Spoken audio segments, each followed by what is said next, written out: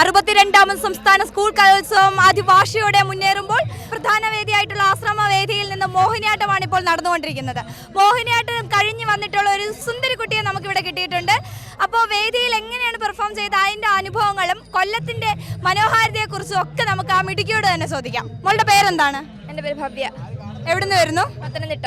സ്കൂളിൻ്റെ പേര്? National high school Vellamkulam. എങ്ങനെ ഉണ്ടായിരുന്നു വേദിയിൽ പെർഫോം ചെയ്തപ്പോൾ? കുഴപ്പമില്ലായിരുന്നു, നല്ല എക്സ്പീരിയൻസ് ആയിരുന്നു. അതുപോലെ തന്നെ കിട്ടും ഇല്ലെങ്കിൽ എനിക്ക് കിട്ടും എന്നുള്ളൊരു പ്രതീക്ഷയുണ്ടോ? ആ ഉണ്ട്, കിട്ടണമല്ലോ, നല്ല കളിക്കുന്നേ. ആദ്യമായിട്ടാണോ കൊല്ലത്ത് വരുന്നത്? കൊല്ലത്തെ ആദ്യമായിട്ട് വരുന്നത്.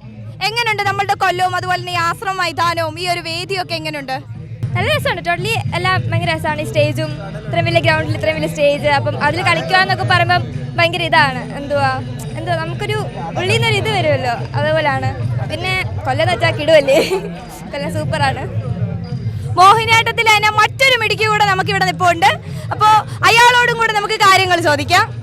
62ാമത് സംസ്ഥാന കലോത്സവം കൊയിലോണിന്റെ മണ്ണിൽ വിജയകരമായി മുന്നേറുമ്പോൾ മോഹിനിയാട്ടത്തിന് പങ്കെടുക്കാനായി തയ്യാറെടുത്ത് നിൽക്കുന്ന ഒരു കൊച്ചു സുന്ദരിയെ നമുക്ക് കിട്ടിയിട്ടുണ്ട്.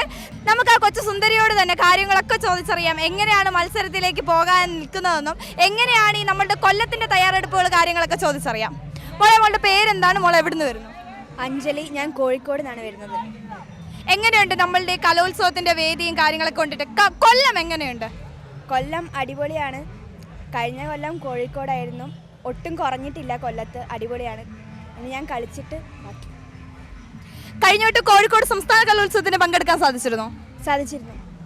ഇപ്പം എങ്ങനെയാണ് ഇവിടെ ഒരു പ്രതീക്ഷയുണ്ടോ? കളിക്കാൻ പോകുന്നതേ ഉള്ളൂ, ഞാൻ തകർക്കും എന്നുള്ള കോൺഫിഡൻസ് ഉണ്ടോ? ആ, കോൺഫിഡൻസ് ഉണ്ട്. കണ്ടാലേ അറിയാം, ആള് ഭയങ്കര ഊർജ്ജമാണ്, കോൺഫിഡൻസിന് ഒട്ടും കുറവില്ല. ഉറപ്പായിട്ടും വിജയം കിട്ടും എന്ന് തന്നെ നമുക്ക് പ്രതീക്ഷിക്കാം അല്ലേ? പ്രതീക്ഷിക്കാം. കഴിഞ്ഞ കൊല്ലം കോഴിക്കോട് നടന്നപ്പം എനിക്ക് 1ാം സ്ഥാനമായിരുന്നു മോഹിനിയാട്ടത്തിലുണ്ടായിരുന്നത്. കുച്ചിപ്പുടിയും മോഹിനിയാട്ടവും ഗ്രൂപ്പുമായിരുന്നു മത്സരിച്ചതിന്. 3നും A ഗ്രേഡ് ഉണ്ട്. മോഹിനിയാട്ടത്തിനായിരുന്നു ഫസ്റ്റ് കിട്ടിയത്. അപ്പോൾ ഈ കിട്ടിയിരിക്കുന്നത് ഒരു കുറഞ്ഞ പുള്ളിയൊന്നുമല്ല. കഴിഞ്ഞ വട്ടത്തെ സംസ്ഥാന സ്കൂൾ കലോത്സവത്തിൽ മോഹിനിയാട്ടത്തിന് 1ാം സ്ഥാനം നേടിയ ആളാണ്. ഈ വട്ടവും അതേ സ്ഥാനം താൻ തന്നെ കൊണ്ടുപോകട്ടെ എന്ന് ആശംസിക്കുകയാണ്. Thank you.